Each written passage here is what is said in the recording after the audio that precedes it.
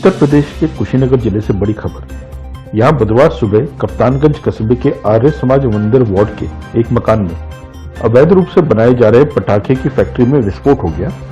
हादसे में 4 लोगों की मौत हो गई जबकि 9 लोग घायल हुए हैं। सभी मृतक एक ही परिवार के हैं जबकि घायल लोग पड़ोस के ही हैं। घटना में मकान के अंदर की दीवार भी गिर गई है। जानकारी के मुताबिक कस्बे के वार्ड नंबर 11 आर्य समाज मंदिर निवासी जावेद के घर में अवैध रूप से पटाखा बनाने का कारोबार चल रहा था। बुधवार की भोर में घर के अंदर तेज धमाका हुआ। आसपास के मकान भी इस धमाके में क्षतिग्रस्त हो गए। वाराणसी में करवा चौथ के दिन ऐसा मामला सामने आया है जिसमें पत्नी अपने पति के प्रेम में दीवानी हो गई है। एक गांव में पत्नी अपने ससुराल में धरने पर बैठी है। तो दरवाजे की चौखट पर बैठ के पति का इंतजार कर रही है। ठंड में भी उसने रात दरवाजे पर ही बिताई है। उसका कहना है वह अपनी ससुराल में है, उसे मायके से नहीं बल्कि अपने पति से मतलब है। मामला चोलापुर थाना क्षेत्र के गांव का है। जानकारी के अनुसार चोलापुर थाना क्षेत्र के गांव के युवक की शादी 2016 में सोनभद्र जिले के रॉबर्ट्सगंज की एक युवती से हुई थी। दोनों पक्षों ने धूमधाम से शादी की। ससुराल में 6 महीने गुजारने के बाद युवक अपनी पत्नी के साथ दिल्ली कमाने चला गया था। मुरादाबाद के किसरौल के मोहल्ला दीवान खाना में हुई प्रॉपर्टी डीलर और उनकी पत्नी की हत्या हुए 4 दिन बीत जाने के बाद भी पुलिस अभी किसी नतीजे पर नहीं पहुंच पाई है। पुलिस के द्वारा की जा रही जांच का अभी कोई नतीजा सामने नहीं आया है। 4 दिन से चल रही जांच घूम फिरकर प्रेम संबंधों पर ही आकर थम रही है। मुजफ्फरनगर के पुरकाजी थाना क्षेत्र में हरिनगर गांव के जंगल में खुदाई के दौरान तोप का गोला मिला। इससे गांव में खलबली मच गई। सूचना पर पुलिस पहुंची और गोले को अपने कब्जे में ले लिया। इसी साल जनवरी माह में यहां तोप भी मिली थी। गांव गोधना निवासी मोनू कुमार के खेत हरिनगर में हैं। वह बुधवार को अपने खेत की मिट्टी उठवा रहे थे। इस दौरान मजदूरों को खेत में तोप का गोला दिखाई दिया।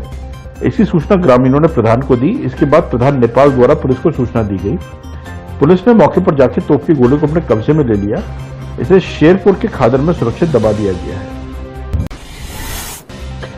उत्तर प्रदेश के कानपुर जिले के बिकरू में 2 जुलाई की 8 पुलिसकर्मियों की हत्या के मामले में एक और चौंकाने वाला खुलासा हुआ है। विकास दुबे के साथी उमा चौंकाने वाला खुलासा किया कि शाम 4 बजे ही लाइसेंसी बंदूक मंगवा ली गई थी।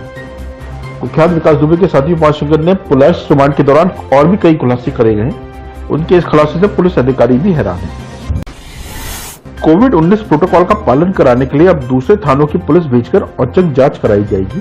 मास्क न पहनने वालों से जुर्माना वसूल किया जाएगा।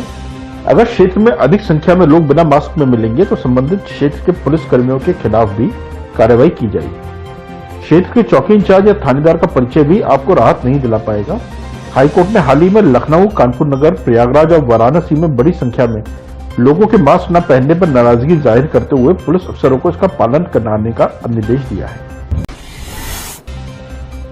अनाज वितरण में पारदर्शिता बनाए रखने के लिए तैनात किए गए 23 नोडल ऑफिसर अनुपस्थित पाए गए हैं।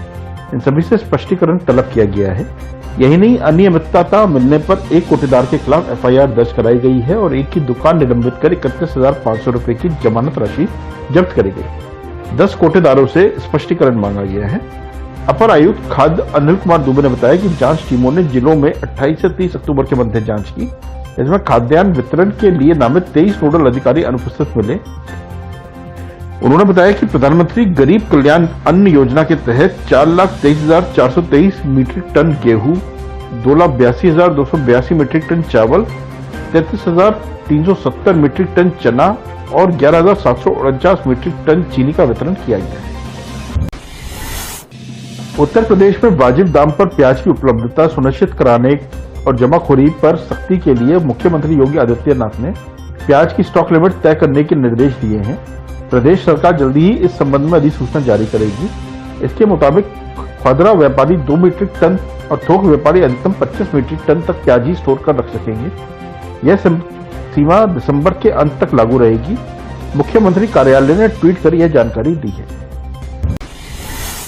उत्तर प्रदेश के देवरिया विधानसभा उपचुनाव में मतदान शांतिपूर्ण तो संपन्न हो गया, लेकिन मतदाताओं की खामोशी ने राजनीतिक दलों को बेचैन कर दिया है। मतदान के दिन भी चुनावी तस्वीर साफ नहीं हो सकी। ऐसे में प्रश्न यह है कि जीतेगा कौन। बूथ पर तो मतदाता मौन ही रहे। गौरतलब है कि सदर विधानसभा चुनाव के सभी प्रमुख राजनीतिक दलों के प्रत्याशी ब्राह्मण हैं। यह सीट ब्राह्मण बहुल मानी जाती है। वहीं देवरिया का ब्राह्मण मतदाता के प्रभाव का इलाका कहा जाता है। ऐसे में यहाँ की जीत इस बात का रुझान दिखा सकती है कि यूपी में ब्राह्मण किसके साथ हैं। उत्तर प्रदेश के कुशीनगर जिले में बुधवार की सुबह अवैध पटाखा फैक्ट्री में विस्फोट होने के बाद हड़कंप मच गया। इस हादसे में 4 लोगों की मौत हो गई, जबकि कई महिलाओं के साथ अन्य लोग झुलस गए। इस हादसे को लेकर डिप्टी सीएम केशव प्रसाद मौर्य ने अपने ट्विटर अकाउंट के जरिए दुख जताया है। लेटेस्ट खबरों से जुड़े रहने के लिए देखें हमारा यूट्यूब चैनल, करें लाइक, शेयर, सब्सक्राइब।